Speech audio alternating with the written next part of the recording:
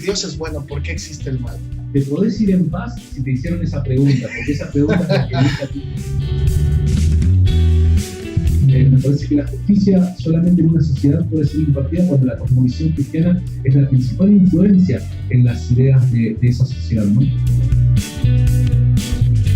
Bienvenidos a Reevolución. Yo soy Mateo. Yo soy Abel. Estamos aquí con ustedes trayéndoles el episodio número 5. Y en este episodio pues tenemos también a una persona invitada que pudimos entrevistar. Abel, tú pusiste en contacto con Santiago, ¿verdad? Así es. ¿Cómo estuvo eso? Sí, bueno, pues yo hace un tiempo que sigo su página se llama Rincón Apologético. Uh-huh. Él es de Argentina, de Buenos Aires, por lo que entiendo. Entonces, sí. Pues yo he seguido como en mi interés por este tema, he seguido lo que hacen, lo que publican, los eventos, cursos y demás que organizan, y simplemente tuve la osadía de decirle, oye, ¿quieres acceder a una entrevista, una plática con nosotros para nuestro podcast? Y dijo, hagámoslo. Sí, y nos dio un tiempo, de hecho duró un poco más de una hora la grabación, sí hay bastante buen material de conversación. Entonces pues realmente vamos a ir directamente a la entrevista y escuchar lo que pudimos escuchar de Santiago.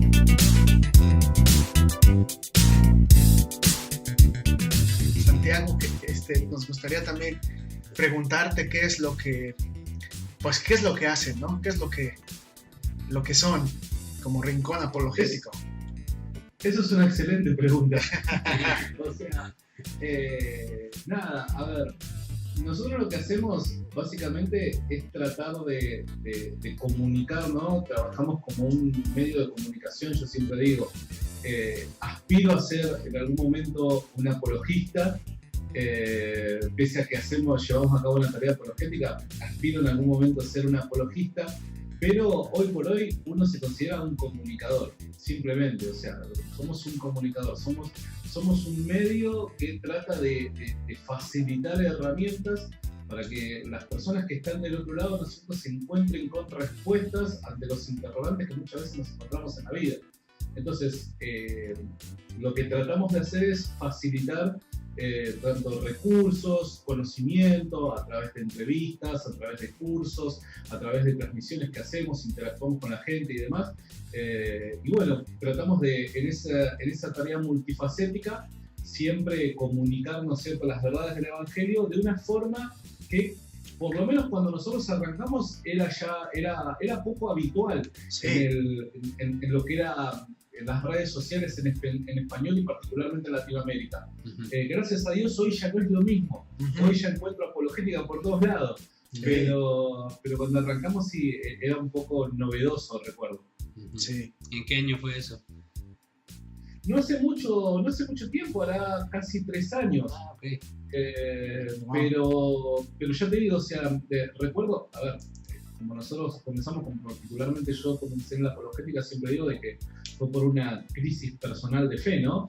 Que había atravesado por una situación donde no encontraba la respuesta a determinadas preguntas, y me encontré así una noche acostado en mi cama con la apologética, con William Lane Craig, me encontré con un video de él. Uh-huh. Y ahí descubrí lo que era la apologética y entendí que quizás muchas personas quizás estaban pasando por la misma situación que yo, ¿no es cierto? Y que necesitaban esa misma clase de respuestas. Uh-huh. Y ahí fue que comenzamos a trabajar, hace casi 3 años. ¿Dirías que su principal objetivo, si te escucho bien, es facilitar y comunicar y brindar mejores herramientas para... ¿Cómo me ayudarías a completar esa frase de su...? Lo que yo diría es que sí, trabajamos hoy por hoy, pese a que en nuestros proyectos, ¿no es cierto?, y en la visión de lo que es nuestro trabajo, aspiramos a, como te dije, ¿no es cierto?, quizás en el plano personal un día poder llegar así poder trabajar como apologista, por así llamarlo, poder generar un determinado tipo de material personal y demás, pero mientras tanto este proyecto lo que trata de hacer es simplemente ser un facilitador de recursos.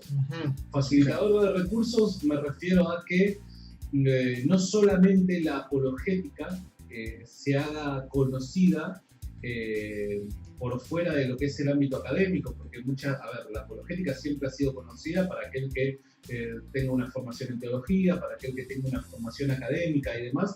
La apologética, o sea, es casi tan vieja como el Evangelio, ¿no es cierto? Como la iglesia misma. Pero lo que por lo menos yo he visto es que la apologética en sí como disciplina no era tan conocida quizás en el ámbito popular, ¿no es cierto? En Latinoamérica estoy hablando, ¿no? En los países carlistas. Entonces, poder dar a conocer esta disciplina, como así también facilitar recursos, porque también, vuelvo a repetir, como cuando empezamos, los recursos que había en Internet eran muy pocos, ¿no? Y por lo general, la mayor parte de recursos que había, recuerdo que eran para un ámbito académico. Entonces, para el cristiano común, que de repente un chico de 15 años que está atravesando por el secundario, para una señora que no sé, que está en la casa y que ve en la televisión determinada, o te transmiten, ¿no es cierto?, los programas de televisión determinadas ideas anticristianas, y la mujer quizás no tiene estudios terminados.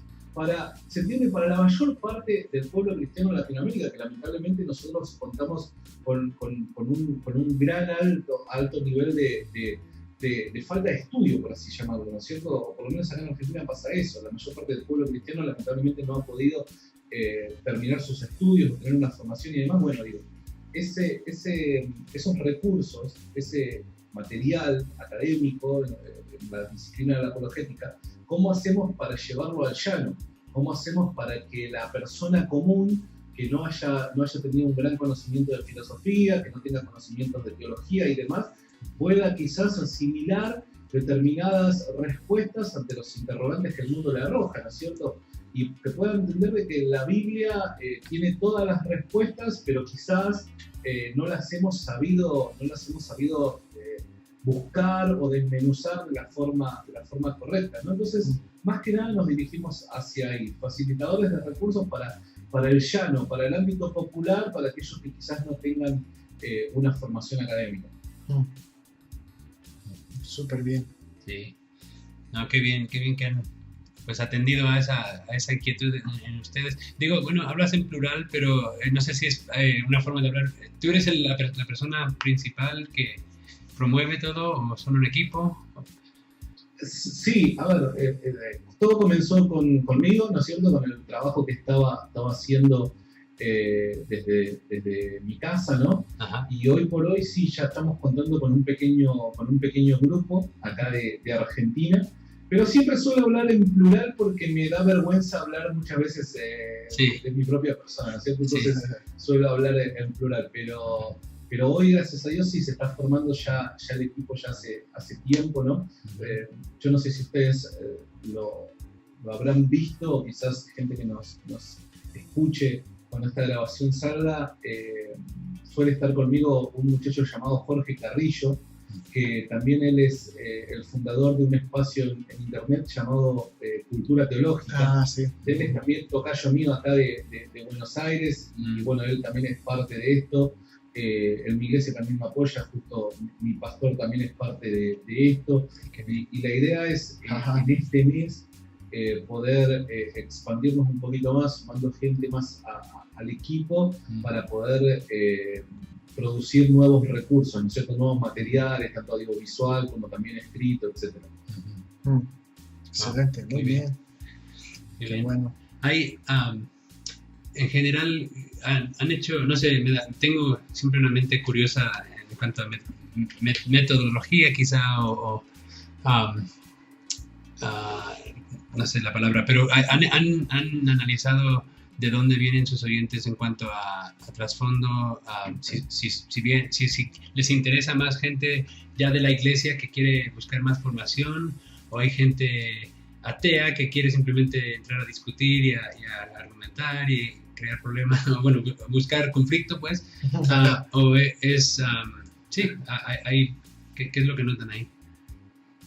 Bueno, cuando vos abrís el abanico de internet y particularmente las redes sociales, encontrás para todos los gustos, Sí, digamos, sí. o sea, Claro. lo que quieras encontrar lo vas a encontrar. Lo que sí también nos hemos encontrado, el gran público obviamente que consume el tema de lo que nosotros hacemos es obviamente cristiano. Uh-huh. Que he notado la particularidad que no es necesariamente un público cristiano evangélico o protestante, ¿no es cierto? Sino que mucho católico nos sigue, muchísima gente católica también nos sigue, pero también suele haber gente de otras cosmovisiones, ¿no es cierto? Por dar un ejemplo, hasta no hace mucho tiempo estuvimos hablando durante un largo periodo de tiempo con una persona que era budista. Recuerdo hasta hace muy pocos días haber tenido mi última conversación con una persona que es agnóstica, que hace mucho tiempo que nos sigue, ateos y demás. Gente siempre con una honestidad, ¿no es cierto? Con una transparencia y demás, buscando respuestas, siempre hay.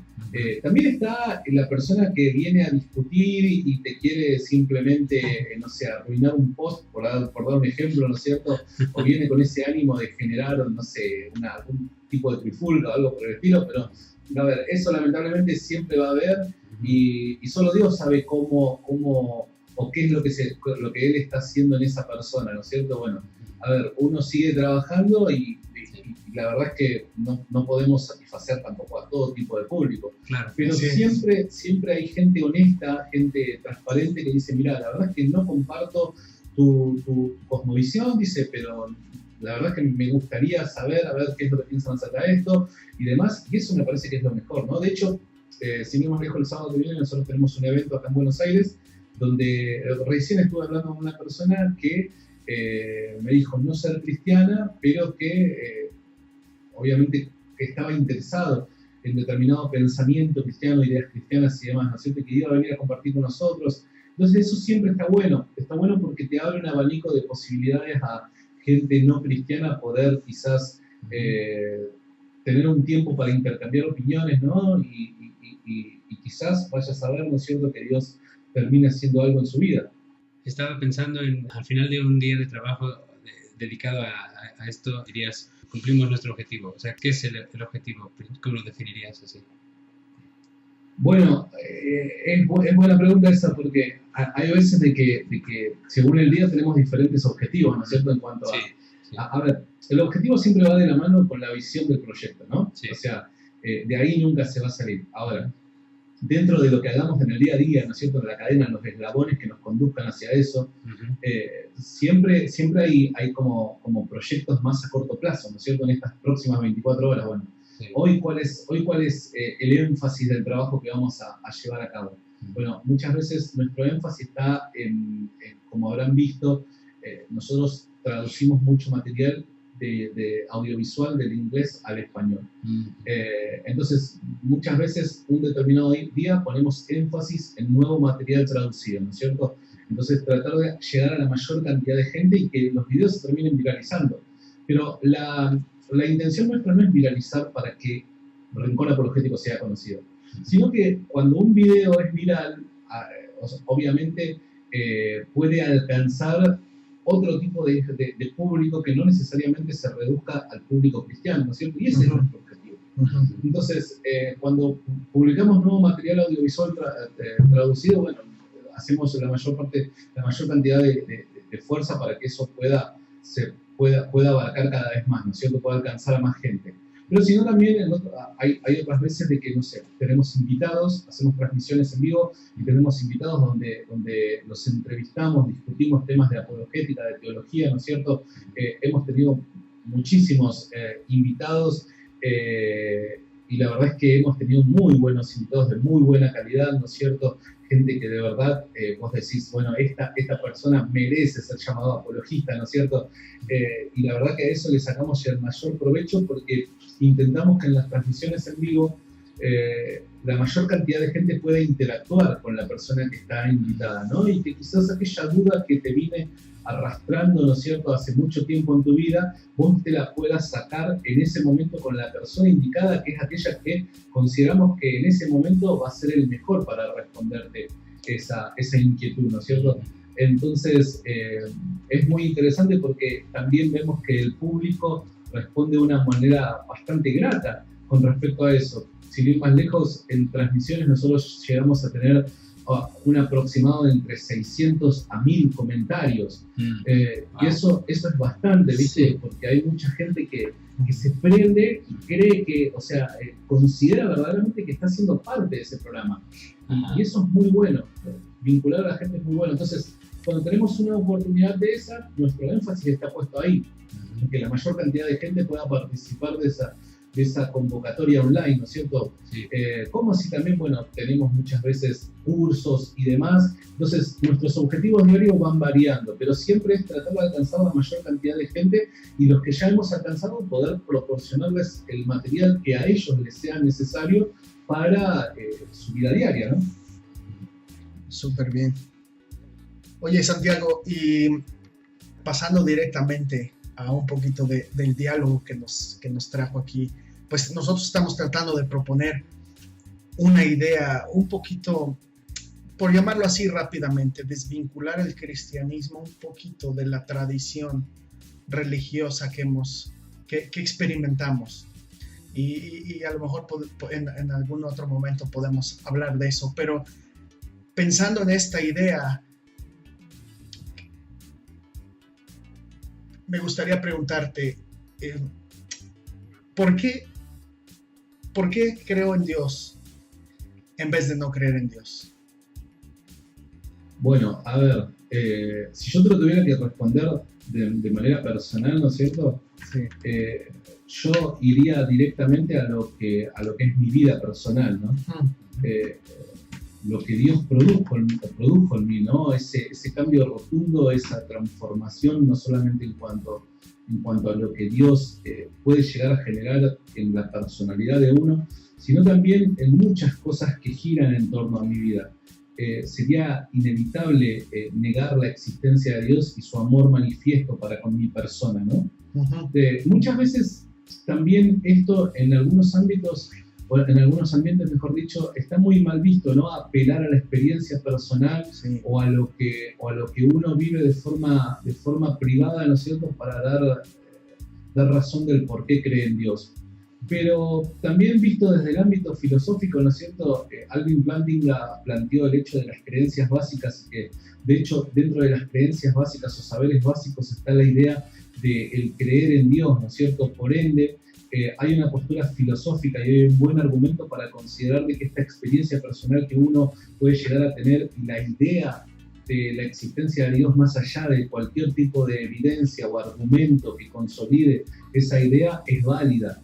Entonces, ¿por qué es que hago esta salvedad? Porque si no, muchas personas pueden llegar a pensar, bueno, está bien, pero eso te pasa solamente a vos y demás, pero no, a ver, en el ámbito académico también es considerado esto como un buen punto a la hora de llegar a creer que algo verdaderamente es real, ¿no es cierto? Y que tenemos buena razón para creer en ello. Así que, en principio, yo lo que te respondería sería eso, mi experiencia personal. O sea, de hecho, sin ir más lejos, cuando yo atravesé por ese momento de crisis donde tenía 1000 preguntas que no sabía cómo responderlas, lo que a mí me mantuvo en pie y al lado de Dios, por así decirlo, fue mi experiencia personal, lo que yo sentía acá. Lo que me pasaba acá en la cabeza estaba en contra de todo lo que me habían enseñado y demás. O sea, mi conflicto estaba acá en la cabeza y no estaba sabiendo cómo armonizar lo que me estaba pasando en la cabeza con lo que me sucedía en el corazón. Pero lo que me sucedía en el corazón fue lo suficientemente fuerte como para mantenerme ahí, ¿no es cierto?, en la fe y no desviarme. Entonces yo creo en principio de que ese es un muy buen punto y un muy buen argumento. Uh-huh. Ahora, obviamente, después viene la otra parte, ¿no? Y que la otra parte yo la veo también súper necesaria con respecto a, bueno, ¿cuáles son las razones para creer en Dios, no? Y en definitiva, a mí cuando yo conozco la apologética, lo que produce es que eso, tal y como lo dice Rabbi Zacarías, ¿no es cierto? Eso, lo que me pasaba que no lo puedo describir, la apologética como que conectó mediante un puente con la cabeza, ¿no es cierto? La cabeza y el corazón por primera vez en mi caminar como cristiano estuvieron vinculados, estuvieron relacionados, y eso me permitió a mí poder vivir una fe más sólida, por así llamarlo, ¿no es cierto? Donde no encontraba brechas donde me pudieran pasar. Pero los argumentos sirven, y a mí en mi vida personal me han servido muchísimo, particularmente el argumento de la resurrección de Jesús, que es el que yo trato de trabajar para especializarme en él. Ese es el que ha sostenido las dudas que pueden llegarse a generar en mi cabeza. Entonces, pasando al plano filosófico un poquito más, tú dirías que hay buenas razones para creer en Dios, es decir, buenos argumentos para creer en un Dios como sustentador de lo que existe, y no para negarlo. Totalmente de acuerdo. Hay excelentes razones para creer en Dios. Hay tantas razones para creer en Dios que muchas veces, o por lo menos a mí me ha pasado, ¿no? Cuando me planteé ya estas ideas, ¿no es cierto? Cuando me planteé los argumentos y demás, dije, por mí, ¿no? Digo, qué tonto lo que me estaba perdiendo, ¿no es cierto? Las verdades que me estaba perdiendo. Hay muy buenas razones, y particularmente yo me centro, pese a que existen, no sé, argumentos que son los más conocidos, como el argumento cosmológico Kalam, como el argumento del ajuste fino del universo, ¿no es cierto? Y demás. A mí hay dos que son los que considero que son los más importantes, y a los que nos vinculan, ¿no es cierto?, a todos como seres humanos, que es el argumento de la moral y el argumento de la resurrección de Jesús. Creo que el argumento de la moral es un argumento tan fuerte, ¿no es cierto?, y como es un argumento que se sostiene por la experiencia moral de cada ser humano, uno sí o sí se encuentra dentro del argumento. Es diferente que hablar, no sé, del argumento cosmológico Kalam.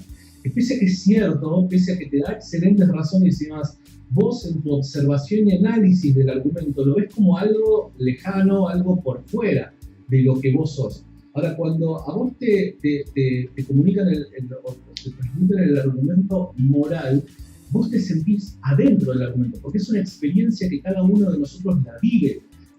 Entonces, me parece que es sumamente importante el tema de la moralidad y nuestra experiencia, cómo nos conduce a la necesidad de un legislador moral, y así también el hecho de la resurrección de Jesús. El hecho de la resurrección de Jesús no solamente consolida nuestra fe en la existencia de Dios, sino que también nos permite a nosotros tener la suficiente paz para decir, mi cosmovisión es la que mejor explica la realidad y por ende creo que es verdadera, ¿no es cierto? Ahorita que mencionas el argumento moral, a mí me es interesante y me gustaría más bien preguntarte, hablando de eso, y es una pregunta que he visto mucho en el escepticismo, ¿no? Y hablando del ateísmo en general, la pregunta es, si Dios es bueno, ¿por qué permite el mal, no? Seguramente te has encontrado esa pregunta muchas veces. Pero es la pregunta por excelencia, ¿no? Sí, exactamente.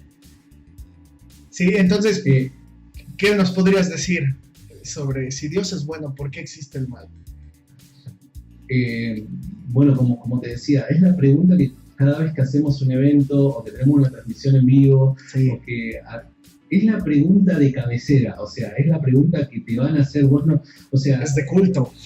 ¿Cómo, claro, viste, como recién me decían, bueno, cómo medís los objetivos y demás a diario? Bueno, cuando uno hace algo, ya sea una transmisión o algo que tenga que ver con la interacción de la gente, o sea, te podés ir en paz si te hicieron esa pregunta, porque esa pregunta es la que nunca, ¿cierto? Sí. Entonces, sí, yo creo de que, a su vez, sinceramente, y esto lo digo sinceramente y siempre lo repito, yo creo que es el mejor pese a que obviamente creo de que existe una excelente respuesta que satisfaga nuestras necesidades para conducirnos hacia Dios, pero creo que es el mejor argumento que se puede plantear en contra de la existencia de Dios o en contra del cristianismo. Es un argumento que, pese a que yo creo de que obviamente tiene muy buenas respuestas y que no hay forma de considerar de que es un argumento que destruya la idea de Dios bajo ningún punto de vista, sino que yo considero de que obviamente ese argumento nos conduce a la existencia de Dios, pero cuando lo pienso digo, ese es el mejor, porque los demás muchas veces parecen ser muñecos de paja, muchas veces parecen ser afirmaciones gratuitas, muchas veces parece hasta el tema no ser tomado en serio. Pero cuando hablamos del tema de la maldad y el sufrimiento en el mundo, es algo real, es algo que afecta a los corazones de las personas, es algo que todos debemos de atravesar, ¿no es cierto? Y es una duda que creo yo que aquel que en su vida se ha tomado 5 minutos para sentarse a meditar acerca de la vida, se habrá hecho esa pregunta. Seas cristiano o no seas cristiano, en algún momento vos habrás alzado tus ojos al cielo y habrás dicho, Dios, yo creo en vos, te amo, estoy orando sinceramente por esta razón, y parece no tener respuesta, ¿no es cierto? Entonces, creo yo que aquel que se ha planteado la vida en serio en algún momento, se ha tomado este tema en serio, ¿no es cierto? Y ha tratado de buscar una respuesta satisfactoria a su corazón. Por eso, este es el argumento que más en serio trato de tomar sinceramente. Ahora, también es cierto, y como hasta el cansancio muchísimos apologistas de renombre han tratado de proporcionar respuestas a este tema, también es cierto de que hay forma de responderlo, y esa forma quizás de inmediato no traiga una tranquilidad a tu corazón cuando tu corazón se ve afectado por esta pregunta, pero sí a tu mente. Y en la mente se puede llegar a satisfacer, ¿no es cierto?, esta necesidad de respuesta. Particularmente creo de que la maldad, la existencia de la maldad, nuestra posibilidad de poder experimentar la maldad, lo que genera en nosotros la maldad, es capaz de conducirnos hacia Dios. Porque si nuestra experiencia de lo malo y lo inquietante que la experiencia de la maldad y el sufrimiento nos es a nosotros, si eso es verdadero, eso quiere decir de que de alguna manera misteriosa nosotros consideramos de que existe su contraparte, y que su contraparte es aquella que nosotros tenemos el deseo de poder encontrar, ¿no es cierto?, allá, que es la bondad, el amor y demás. Ahora, si objetivamente esa experiencia nosotros la podemos dividir entre malo y bueno, justo, injusto, correcto e incorrecto, quiere decir de que hay una ley objetiva. Esta ley, si es objetiva, ¿no es cierto?, no meramente se trata de resoluciones humanas, de pensamientos, de pareceres, de ideas que se ajusten solamente al ser humano, que el humano sea aquel que las promueva, sino que creo yo que están por encima, que son trascendentes. Esta regla que nosotros somos capaces de experimentar trasciende al hombre. Y al trascender al hombre y obviamente ser justa, creo de que sí o sí nos conduce a la existencia de un legislador moral. Por ende, el mal, me parece, y nuestra experiencia con la maldad y el sufrimiento nos conduce a la necesidad de un legislador trascendente de carácter justo, ¿no es cierto?, que regule estas experiencias y que a nosotros nos permita, ¿no es cierto?, poder diferenciarlas, ¿no? Más allá de eso también, como decía Luis, ¿no es cierto?, cómo yo soy capaz de saber o de entender de cómo el día está torcida sin conocer lo que es la línea recta, ¿no es cierto? Entonces nuestra experiencia nos permite entender estas cosas cuando nos tomamos 5 minutos para meditar acerca de esta cuestión, ¿no? Y además, y agrego a esto, ¿no es cierto?, además yo veo necesario el sufrimiento. Yo veo necesario el sufrimiento en el mundo, ¿no? El sufrimiento, creo yo, o no el sufrimiento en sí, sino nuestra percepción, mejor dicho, del sufrimiento, nuestra capacidad de poder percibir el sufrimiento, yo lo veo necesario, porque es como una alarma interna que si nosotros tuviésemos buenas intenciones y si nuestros objetivos fueran correctos y buenos, esa alarma interna que puede ser la maldad y el sufrimiento a nosotros nos permite ser objetivos en cuanto a decisiones, en cuanto a cuestiones que tienen que ver con la vida, ¿no es cierto? Hasta qué punto yo tengo que ser de la forma en la que soy, hasta qué punto tengo que aceptar lo que me ocurre, hasta qué punto. Es como que esa alarma marca una línea fronteriza entre de aquí en adelante es un error, ¿no es cierto? Y Ravi Zacharias daba una explicación muy interesante acerca de esto y hablaba acerca de la experiencia que tuvo con la madre de una niña que no podía sentir dolor. Y lo que le causó mayor asombro es que la madre oraba todos los días pidiéndole a Dios para que su hija pudiese sentir dolor, porque si no sentía dolor, la niña se podía quemar, la niña se podía lastimar y demás, y nunca iba a percibir eso que estaba mal en su propio cuerpo. Sí, entonces, la maldad y el sufrimiento, el dolor, etcétera, a nosotros nos sirve como una alarma que dice warning, warning, esto te perjudica, esto no solamente te perjudica a vos, sino que puede perjudicar al prójimo, etcétera, ¿no es cierto? Y si nosotros tuviésemos un corazón correcto, eso marcaría el límite de nuestras acciones y decisiones, me parece a mí. Ahorita que mencionas esto, recordé una lectura que hice. La idea, no recuerdo hace cuánto tiempo, pero la idea es que justamente me gusta pensar que Jesús en el cristianismo, el sufrimiento o el cristianismo como la única cosmovisión, vamos a decir, que el sufrimiento lo ocupa para redención. Es decir, como el cristianismo y Jesús mismo en sus propósitos no vino a apartar el sufrimiento, Él atravesó el sufrimiento, ¿no? Sí, entonces, sí. Él vino a través del sufrimiento para redimirlo, para darle sentido y significado, en contraposición con otras religiones quizá que es, pensando por ejemplo en el budismo así rápidamente, ¿no? Es tratar de evitar y sacar de nuestras vidas el sufrimiento, ¿no? Entonces, sí, es cierto. Y además, vos fíjate, obviamente esto abriría la puerta para, me parece que el tema más amplio para discutir es el tema de la maldad y el sufrimiento, porque a medida que vas desarrollando la idea se generan nuevas puertas abiertas, ¿no es cierto? Y esto y lo otro. Pero me parece a mí de que el sufrimiento termina beneficiando al carácter del ser humano. Sí. El carácter del ser humano lo termina moldeando el sufrimiento y el dolor, ¿no? Yo de hecho, puede parecer a muchos hasta extraño, ¿no es cierto? Pero hay algo en mí que espero que un día lo pueda cumplir, ¿no? Y pasa por esto, nosotros en Occidente, creo yo, ¿no es cierto? Nosotros en Occidente, más allá de que existe el sufrimiento como cualquier parte del mundo, existe el dolor como cualquier parte del mundo, pero nosotros en Occidente vivimos en una sociedad que te permite, con una mayor facilidad que en otros lugares en el mundo, te permite alcanzar quizás un cierto estado de bienestar, que te permite encontrar ayuda, oportunidades, etc., ¿no?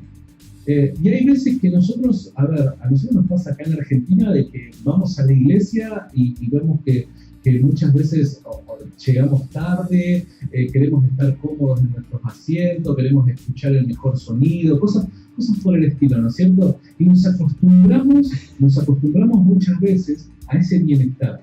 Y ese bienestar y la facilidad del bienestar produce mañas en nuestro corazón, ¿no es cierto? Nos empezamos a ser mañosos.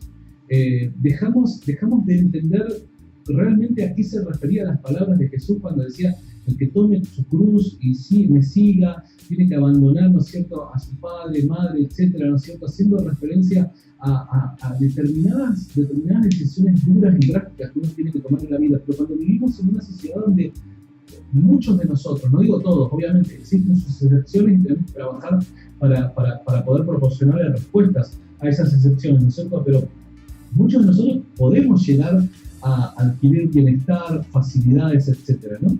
Entonces digo, sería una buena lección a mi propia persona poder quizás en algún momento de mi vida ayudar como misionero en algún país de esos países en el mundo donde quizás a la lejanía observás y decís: esta gente quizás de inmediato no está vislumbrando ninguna puerta abierta en cuanto a esperanza para poder salir de determinadas situaciones, ¿no es cierto?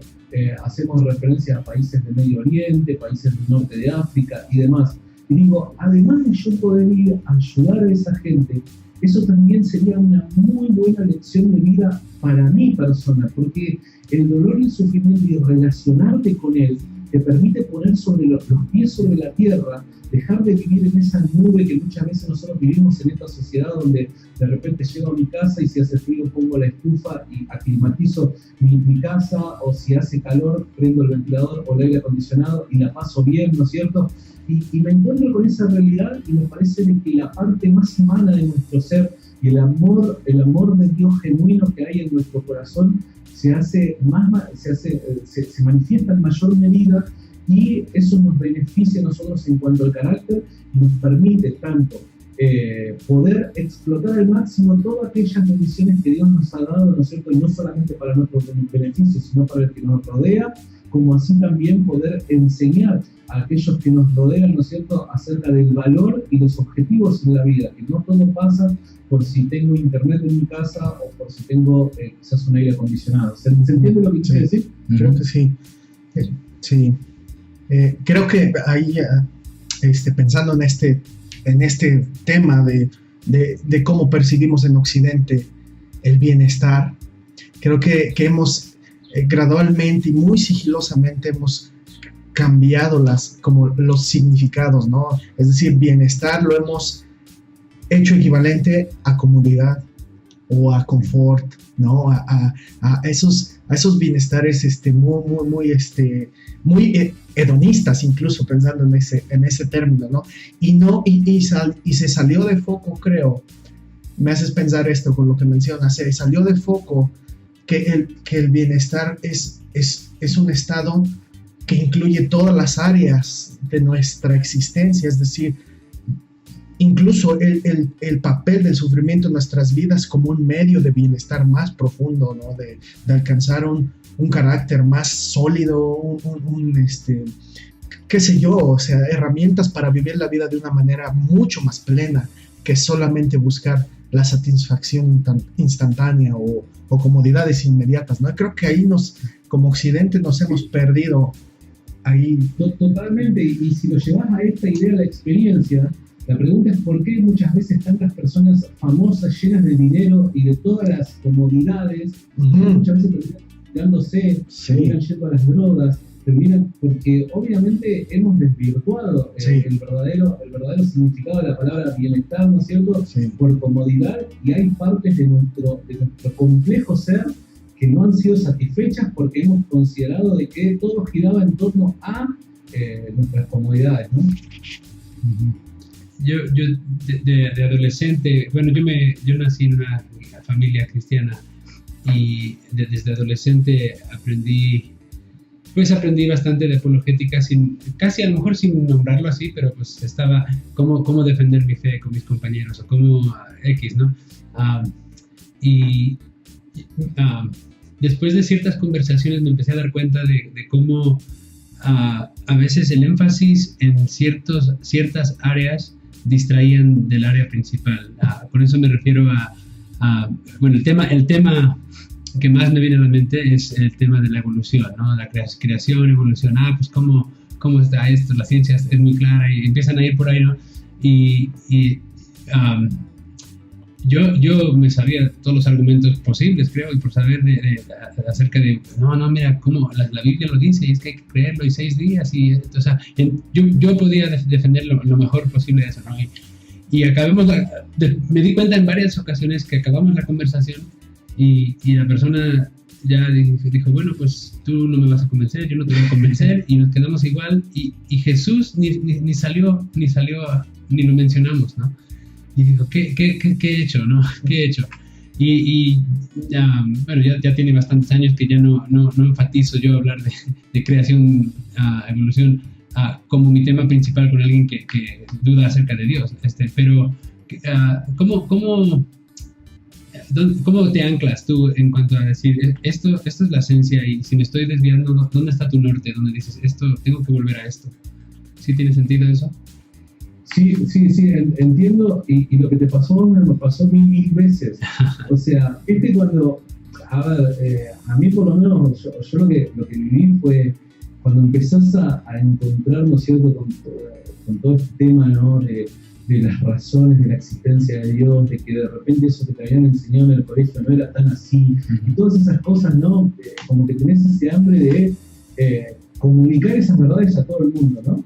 Y terminás perdiendo el norte, porque tus intenciones y tus fuerzas están puestas en mostrar determinadas verdades, ganar debates, mostrarle que tenés hasta la verdad y demás, pero Jesús no apareció en ningún momento en la charla. Así es. A mí me ha pasado 1000 veces personas que de repente, sinceramente, ese que hoy me causa, entre comillas, gracia, es feo, es un error garrafal lo que cometió muchas veces gente que con lágrimas en los ojos, perdí a mi hermano, no sé, momentos de dolor y demás, ¿no? Y en ese momento donde el corazón estaba a flor de piel, yo le venía con el mejor argumento de el libre albedrío y todas esas cosas, ¿no es cierto? Y de repente, a ver, la persona se quedaba así mirándome como diciendo, todo muy lindo todo lo que vos me decís, pero yo perdí a mi hermano, ¿me entendés? ¿Y Dios dónde estaba? Entonces, hay un momento en donde lamentablemente si no sabemos cuidarnos, y esto me parece que se gana mediante la experiencia. O sea, cometer errores, vamos a cometer miles de errores con las mejores intenciones y con el mejor corazón. Pero la experiencia te lleva a replantearte eso, ¿no es cierto? Y a decir, chico, ¿cuál es el objetivo por el que estoy haciendo esto? ¿Cuál es el objetivo por el que yo me encierro 2 o 3 horas por día a leer un libro? ¿Cuál es ese objetivo? O sea, ¿es simplemente adquirir conocimiento, comunicar verdades? ¿O el objetivo va más allá? Y creo de que todos en algún momento, o por lo menos yo no he conocido todavía a nadie, pero quizás exista alguien, ¿no es cierto?, que no haya perdido el rumbo en un momento, ¿no? Y llega un momento donde te replanteas, bueno, ¿por qué lo estoy haciendo? A mí particularmente lo que me hace anclar, y vuelvo a repetir, es el tema de Jesús, ¿no? Cuando yo en una conversación estoy teniendo, que estoy haciendo una defensa de mi fe, ¿no? Le estoy planteando a la persona determinadas verdades y demás. Durante un largo periodo de tiempo no he puesto a Jesús en escena, eso por dentro ya me hace un warning, ¿viste? Porque es como que estoy yéndome por la tangente, y eso no está bueno. Por eso es que trabajo tanto, y desde Reencuentro Apologético trabajamos tanto en desmenuzar y promover el argumento de la resurrección, porque creo que esa es la clave. A ver, una persona, como muchas veces hemos charlado con muchos cristianos que nos escriben mensajes y demás, bueno, el tema de la evolución, y cómo es esto, o el tema, no sé, temas que tienen que ver con cuestiones que son secundarias, ¿no? Muchas veces nosotros los cristianos le ponemos tanta garra y tanto interés para desarrollar ese tema, para descubrir determinadas verdades, para refutar a todos los científicos que estaban a favor de eso y demás, y le decimos, a ver, en definitiva, si una persona cree o no cree en la evolución, ¿cuál es el problema directamente para el ser cristiano? Vayamos hacia Cristo, vayamos hacia el centro. Después, las cuestiones que tienen que ver con discusiones secundarias, y podemos sentar a hablarnos, ¿no? Pero me parece que Cristo es el centro, Jesús es el centro. Y cuando en nuestras intenciones lo ponemos a Jesús en un segundo plano y simplemente nos ocupamos de ganar debates y ganar discusiones, me parece a mí de que eso termina siendo una gran pérdida de tiempo. Porque a mí me ha pasado de que después al mirar hacia atrás me he dado cuenta que pude haber ganado 1000 debates, pero no gané nada, no gané absolutamente nada, me voy con las manos vacías. Sí. Sin ir más lejos, esta semana fue una chica a nuestra iglesia, ¿no? Una chica que era budista, y empezó a contarnos lo que ella creía y demás, y tuve la necesidad de 5 minutos para apartarle y digo, podemos charlar, y empezamos a charlar acerca de su cosmovisión, no más de 5 minutos. Le dejé ahí 3 preguntas nada más para que se planteara acerca de su cosmovisión, si tenía sentido con la vida. Y digo, mirá, ¿por qué? O sea, si están buscando respuestas y demás, darle una oportunidad a que Jesús pueda responder todas esas inquietudes que tenés en tu corazón. yo particularmente lo veo una necesidad a siempre poner a Jesucristo en el medio de la conversación, porque si no me voy por la tangente y mi corazón es engañoso, y cuando creo en el momento de estar haciendo las cosas bien, puedo estar cometiendo un grave error, porque no sé si voy a tener otra oportunidad con esa persona que Dios me presentó en ese momento, ¿no? Pues tenía también la intención de preguntarte sobre, y creo que ya lo mencionas cuando dices que tus dos principales enfoques es el argumento moral y la resurrección de Jesucristo. Y pensando en eso, la otra pregunta era, si Dios existe, ¿por qué creer en el Dios de la Biblia? ¿No? O sea, ¿cuáles son? De entre todo el abanico de dioses, miles y miles de dioses, ¿por qué creemos en Jesucristo? Bueno, ahí es sumamente interesante, ¿no es cierto? Porque de hecho esa fue la pregunta que a mí me hizo entrar en una crisis de fe. Uh-huh. De que en mi afán de evangelizar y demás, yo siempre fui muy mandado, ¿no es cierto? Vamos a evangelizar allá, y yo iba y no tenía problema, nos metíamos en pueblos, en zonas rurales que jamás la gente había escuchado acerca de Jesús, y nos íbamos hasta altas horas de la noche, no había ningún problema, a mí me encantaba evangelizar. Un día me encuentro con una persona que era acá, yo no sé si ustedes conocen lo que es la religión umbandista. El umbandismo es esa religión afroamericana. Más que magia, cosas por el estilo. Santería. Ajá. Era un sacerdote de la santería, por así decirlo, ¿no? Okay. Pero más integrado al tipo de religión brasilera. Okay. Y recuerdo que le planteé el tema ese y me dice, mirá, está todo muy bien, muy respetuoso de él, me dice, está todo muy bien, todo muy lindo lo que vos me decís, sé que vos me lo decís con buenas intenciones porque me querés salvar, etcétera, dice, pero yo considero de que Dios es como la luz, nuestras mentes son como prismas, ¿no es cierto? Y las religiones son los colores que terminan dividiéndose a la luz reflejar en el prisma. Dios se revela a todos los seres humanos por igual.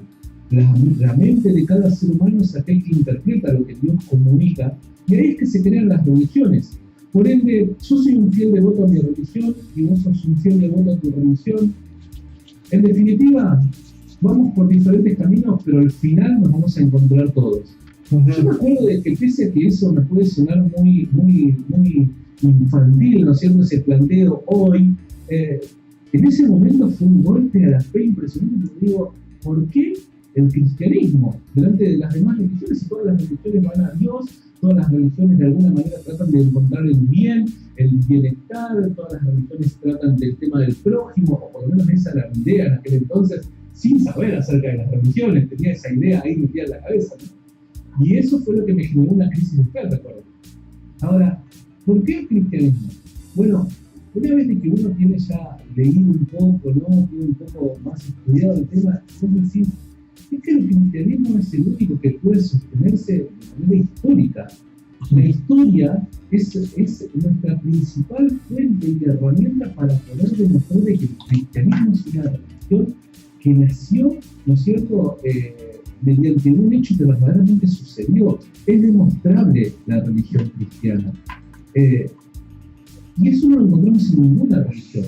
No en ninguna religión, aparte quizás del judaísmo, ¿no es cierto?, que el judaísmo en parte puede llegar, no de la misma forma que el cristianismo, pero puede llegar a mostrarse de una manera histórica y además no de la misma forma. Pero después no hay ninguna otra religión sobre la faz de la tierra que pueda demostrarse, ¿no? Y nosotros, tanto nuestra fe como la teología cristiana, se fundamenta y se construye mediante un hecho en la historia. Entonces, si un hecho verdaderamente ocurrió en la historia, nosotros mediante los métodos históricos, las herramientas que la historia nos permite tener y demás, podemos llegar a construir el caso de qué fue lo que ocurrió en un determinado momento, en un determinado lugar en la historia, ¿no es cierto? Entonces las evidencias son tan abrumadoras que no hay forma de escapar a la conclusión de que verdaderamente hubo un hombre que al tercer día se levantó de los muertos. Ahora, si ese hombre verdaderamente se levantó de los muertos al tercer día, eso quiere decir de que ese fue un hecho que ocurrió sobrenaturalmente porque los muertos naturalmente no se levantan de los muertos, de la tumba, ¿no? Sí. Y esto a su vez quiere decir que la idea filosófica que nosotros tenemos de Dios, porque es no visto desde el ámbito bíblico, pero sí en la construcción de la idea de Dios mediante la filosofía, tenemos que apelar a un ser que es perfecto, que es moralmente perfecto, ¿no es cierto?, etcétera. Si este ser verdaderamente existe, no podría nunca haber correspondido de esa manera con una persona que haya mentido o haya actuado de forma inmoral o incorrecta en vida. Entonces, si Jesús verdaderamente fue levantado de los muertos por la mano sobrenatural de Dios, eso quiere decir que el mismo Dios que tiene una esencia de perfección moral está acreditando cada una de sus palabras y cada uno de sus hechos. Y en esa evidencia nosotros construimos el caso teológico y el caso de la fe cristiana, ¿no es cierto? Entonces a mí me parece de que es un caso que no puede llegar a otro tipo de conclusión. Jesús verdaderamente resucitó de los muertos y tenemos suficientes razones para creer que eso que hemos adoptado en fe verdaderamente se puede demostrar. Okay. Estoy pensando en el tiempo, pero hay demasiadas cosas que explorar ahí, ¿no?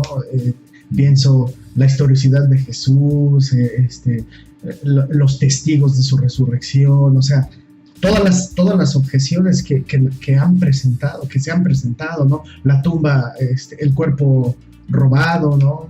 Bueno, acá donde el escéptico se encuentra en un problema, ¿no es cierto? Porque, y voy a tratar de resumirlo, ¿no? Porque sí. Como vos decís, acá el escéptico se encuentra en un problema, porque no solamente, a ver, el cristiano hace una afirmación, la afirmación es que Jesús resucitó de los muertos. Bien, nosotros nos hacemos cargo de la carga de la prueba, y por causa de eso, nosotros demostramos y ponemos sobre la mesa un montón de evidencias. Ponemos evidencias, ¿no es cierto?, documentos, etcétera, y a toda esa evidencia, ¿no es cierto?, le tenemos que dar una explicación. ¿Cuál es la explicación que nosotros le damos? La resurrección, ¿no es cierto? Ahora, el escéptico no solamente tiene que negar eso, no solamente se puede parar ahí en su escepticismo diciendo, no, esa conclusión no es correcta, sino que dada la evidencia, que es innegable, porque la evidencia es innegable, dada la evidencia, él tiene que construir su propio caso y que además tiene que ser un caso que tenga mayor poder explicativo y abarcativo que el caso del cristianismo. Por ende, cuando se proponen hipótesis alternativas al caso de la resurrección, esas hipótesis tienen que explicar cada una de las evidencias que están puestas sobre la mesa y de una mejor manera. La hipótesis que plantean tiene que ser más viable que la nuestra. Entonces, cuando de repente nos encontramos con hipótesis como las alucinaciones, como el robo del cuerpo, etcétera, nos damos cuenta de que no tienen poder abarcativo y explicativo, porque de repente una de las evidencias es, no sé, la conversión de Pablo siendo un escéptico, pero si aquel que propone de que Jesucristo o la idea de su resurrección es una simple alucinación, ¿cómo explica la evidencia de que hubo un escéptico, es más, enemigo del cristianismo, que se volvió un férreo defensor de la fe cristiana? Ahí no cumple la rigurosidad del poder explicativo y abarcativo. Entonces eso mediante el análisis histórico se derrumba por sí solo. Entonces por eso digo desde que nosotros no solamente tomamos el caso de la resurrección simplemente como un paso de fe ciega, sino que sacamos conclusiones históricas mediante las evidencias que tenemos sobre la mesa. Me encanta.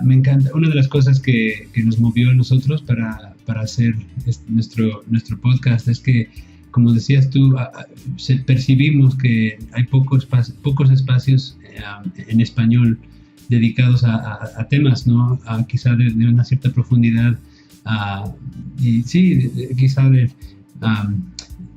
bueno, entonces no vimos nada similar a lo que nosotros estamos planteando quizá en español, y me encanta que también tú, seguro que hay más, ¿no? Pero que estés llenando este espacio, estés, pues sí, tomando este manto, ¿no? De este llamado de atender esa necesidad que hay ahí. Entonces, bendigo ese esfuerzo, ¿no? Y ese trabajo que tú le pones a eso. Muchas gracias, sinceramente. No sé, pues tendremos que ver cómo se alinean las cosas en futuras ocasiones, pero creo que todavía no llegas al 1,000,000 de suscriptores en el Facebook, pero después de esta vas a ver que sube.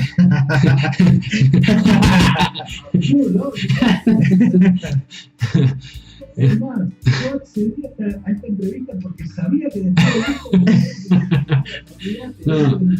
No, Santiago, la estrategia fue inversa. Nosotros dijimos, si tan solo podemos aparecer con el rincón apologético, chance y la gente va a escuchar, ¿no? No, pero es muy... Sinceramente, y tal cual como decían, ¿no? Hay veces de que a mí se me pasó la hora re rápido. Sí. Porque, qué sé yo disfruté de la charla y les agradezco un montón, sinceramente. Sí, igual nosotros, la verdad es que personalmente fuera del tema de nuestro podcast, que es un poco más amplio, ¿no? Queremos traer cosas más, en más, digámoslo así, con más versatilidad. Pero personalmente yo he sido un fan de la apologética, ¿no? Me acuerdo, desde el 2008, sí. Incluso, entonces... hiciste un canal, ¿no? En YouTube. Sí. Con un video. Son 3 videos que hice. Son del 2010, creo, esos videos. Era un debate de un, creo que era Kirk Ray Comfort y Kirk Cameron, no me acuerdo. El chiste que un ateo los barría muy feo, ¿no? Entonces estuvo... como que me molesté incluso.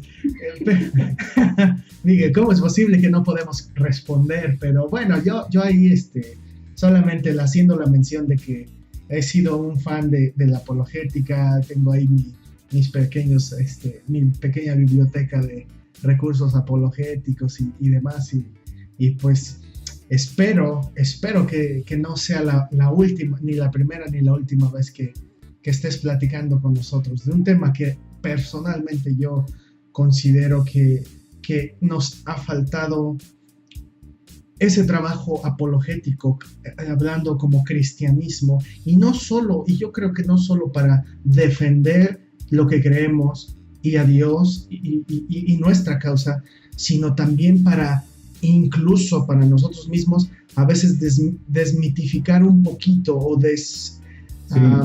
ciertas creencias que tenemos que son un tanto supersticiosas, un tanto hasta mitológicas, ¿no? Entonces, para cimentar una creencia y un cristianismo muchísimo más coherente con la realidad que con solamente una cuestión de creencia o de dogma religioso, ¿no? O sea, creo yo que la apologética nos sirve para tener un cristianismo mucho más real y puro.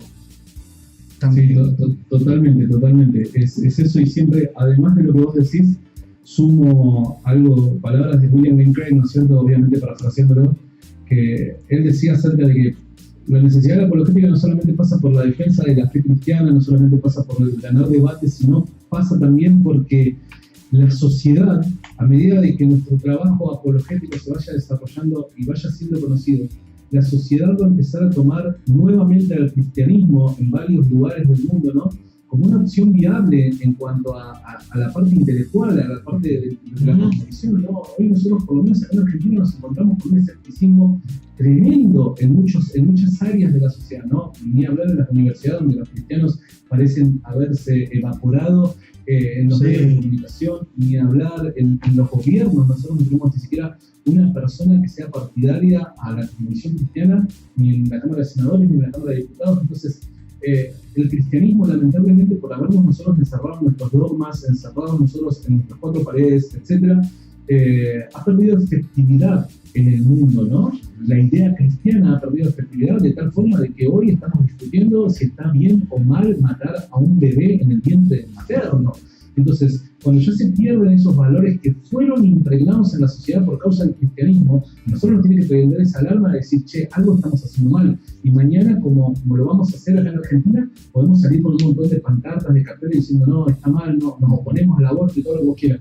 Pero el trabajo social, mediante la influencia, la transmisión de ideas y demás, tiene que continuar y tiene que hacerse cada vez más, porque eso le va a permitir a la persona escéptica, a la persona que desprestigia el cristianismo y demás, considerarlo no solamente como hoy no es considerado de que es simplemente creer en fantasías y demás, sino tomarlo como una opción viable en la materia intelectual, ¿no? Así es. Y eso a nosotros nos va a permitir modificar nuestra sociedad.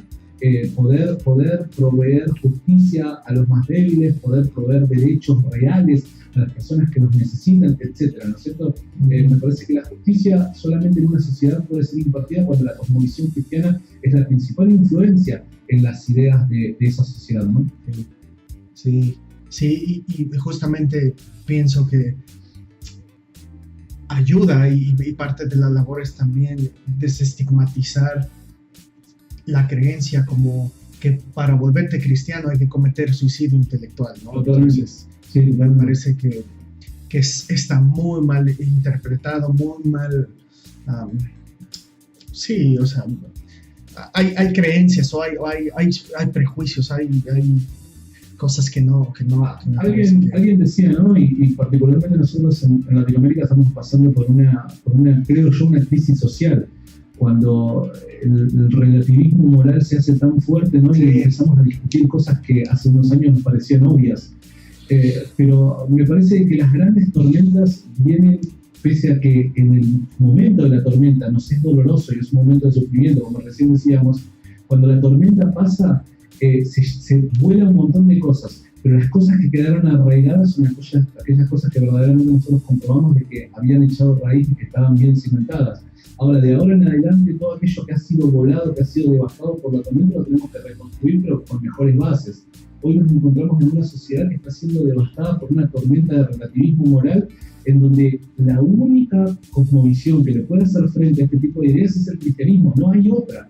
Entonces, hoy nosotros estamos en medio de la tormenta. Vaya a saber cómo deja la tormenta en nuestra sociedad. Pero de ahí hoy nosotros estamos tomando conciencia como cristianos de que tenemos que empezar a construir nuevamente, pero con bases más sólidas, más profundas, que nos permitan a nosotros tener la seguridad de que esto no tiene que volver a pasar. Exactamente.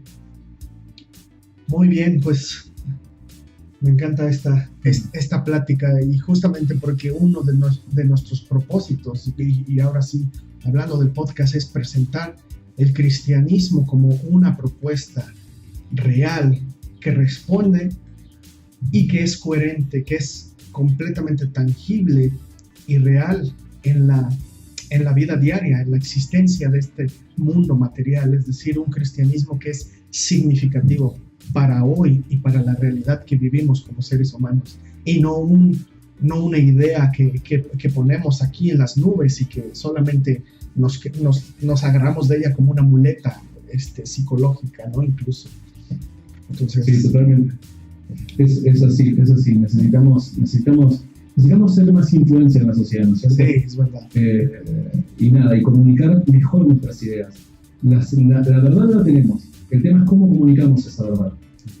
Cuando vamos a comunicar verdades no podemos decirle al escéptico, a la persona que no es creyente, porque primera de Timoteo capítulo tanto, versículo tanto dice esto y por eso tenemos que corresponder con él. No, pese a que eso puede llegar a ser cierto, nuestra manera de comunicar tiene que cambiar. Tenemos que nosotros tratar de ser efectivos, ¿no es cierto? Tal y como decía Pablo, al judío como judío, al griego como griego. Entonces, la manera de comunicar, a mí hay algo que me maravilla, ¿no es cierto?, del Nuevo Testamento, y particularmente del libro de los Hechos, es las prédicas de Pablo. O sea, Pablo, cuando dedicaba en una sinagoga, apelaba al Antiguo Testamento, daba referencias, daba una defensa apologética, pero utilizando herramientas necesarias y útiles para el contexto en el que se encontraba. Pero cuando lo encontramos en Atenas, haciendo la defensa del Evangelio, nos encontramos con una defensa completamente distinta, que no la hacían las sinagogas. Sí. Entonces, y comunicaba las mismas verdades. Nosotros hemos perdido, me parece, en muchos casos, esa capacidad de poder comunicar la misma verdad, pero de diferentes maneras, adaptándonos al medio que nos rodea. Y por causa de eso, me parece que hemos sido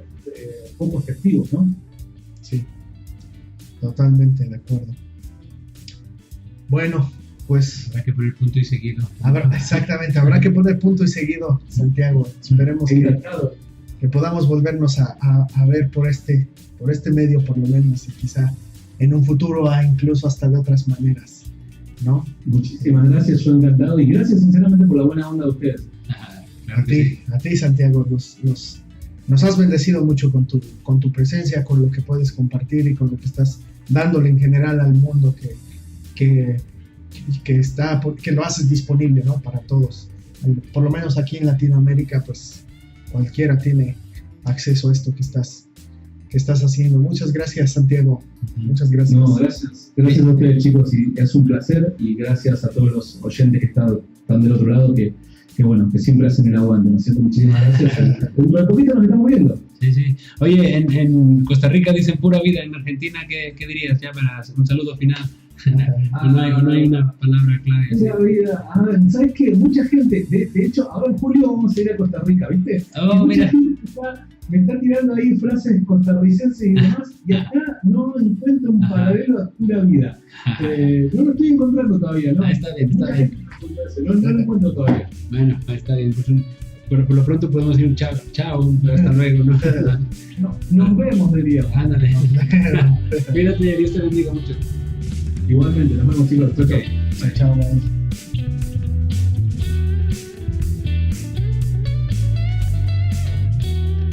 Pues esa fue la entrevista con Santiago de Rincón Apologético.